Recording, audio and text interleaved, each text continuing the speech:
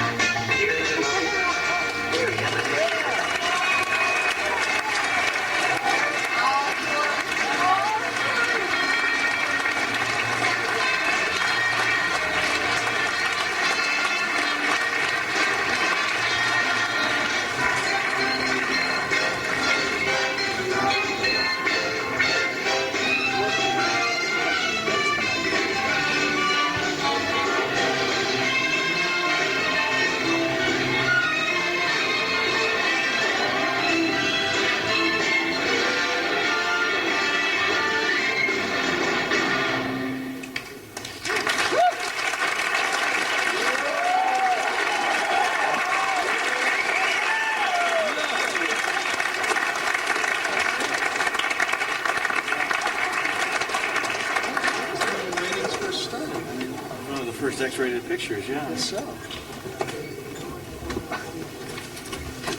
Still plays pretty well. Put a few ringers in there, but... Can we move down, friend? You're going to bring all the cast out? He's in charge.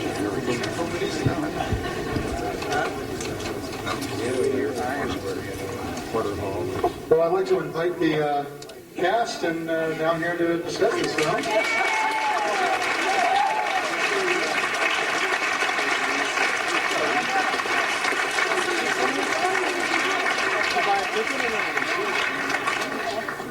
Come on, don't be shy. Come on.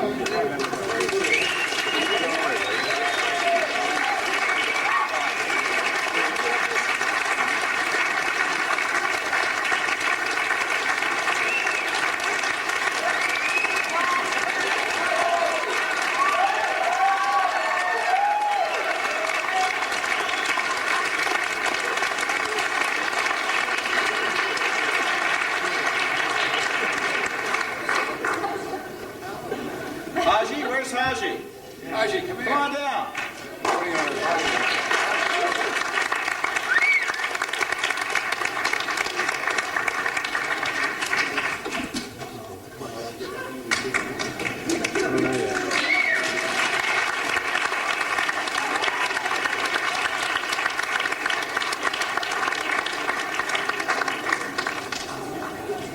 Let me introduce Charles Napier.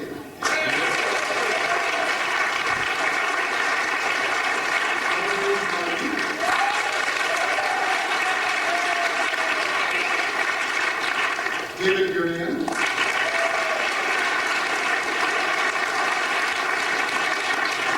LaZar.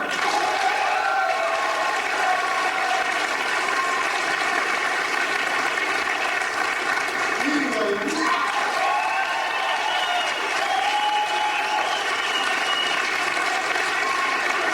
Robert Rosen.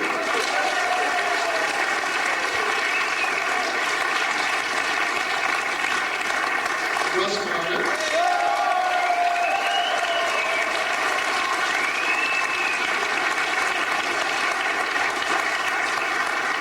And Haji.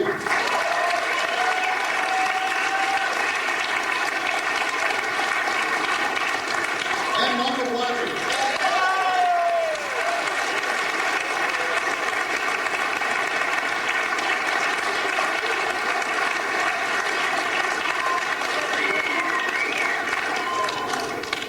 Well, let's take seats and start with some questions. First of all, I'd like to ask Russ Meyer how I've heard it. Convinced 20th Century Fox to let him make this movie. I think we need one more seat. On.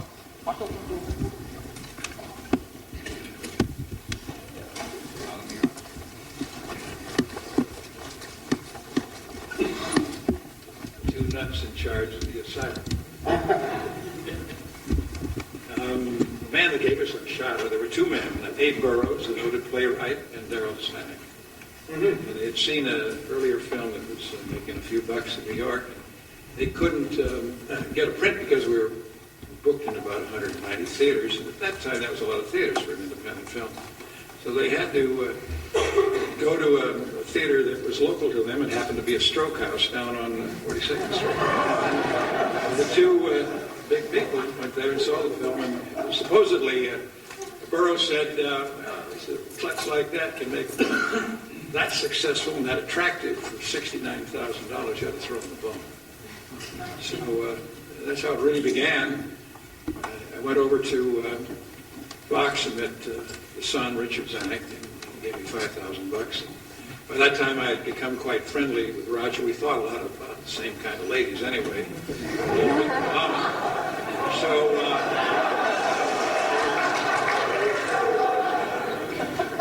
I respected the fact that, of course, he was much younger than myself, and he couldn't put a certain amount of input into the picture that I couldn't by myself. Fortunately, not for some people, but the Manson murders had come along at that time, so I was able to incorporate that as a basis for the ending of the film.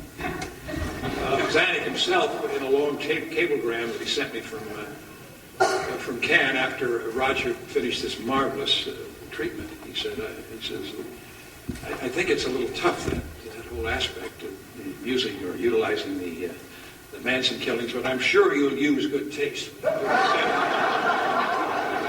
Roger then completed the script, and it was one of the most fulfilling experiences of my life to be to work under a circumstance where heretofore I'd only worked with a crew of 5. Now I had about 55. A lot of Indians to do your bidding, and I shall never forget it. It was an experience that was probably the most rewarding period of my life.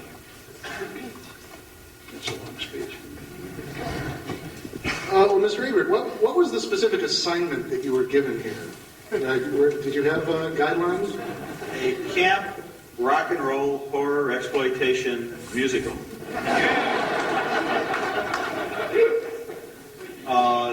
I had been a fan of Russ's work since The Immoral Mr. Tease, which played for 2.5 years at the Illini Theater in Champaign-Urbana, Illinois, my hometown, providing people with someplace to go during final exam week, and in between two.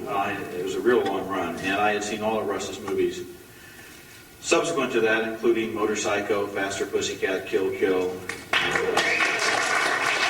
Mudhoney, Lorna, Montotopoulos, Naked Gals of the Golden West, even The Handyman, and the others. And so when the Wall Street Journal ran a front page article about him, tribute to King Lear, written by the reporter with the marvelous name of Stephen Lovelady,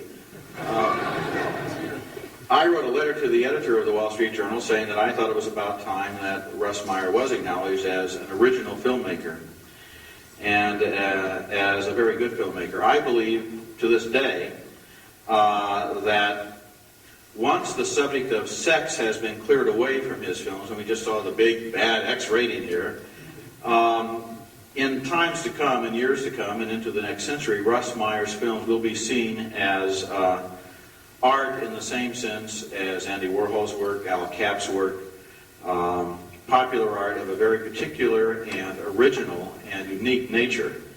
And just recently, I put myself way out on a limb. I saw Wild at Heart at the Cannes Film Festival. It won the Palme d'Or, the grand prize at the Cannes Film Festival, David Lynch's new film.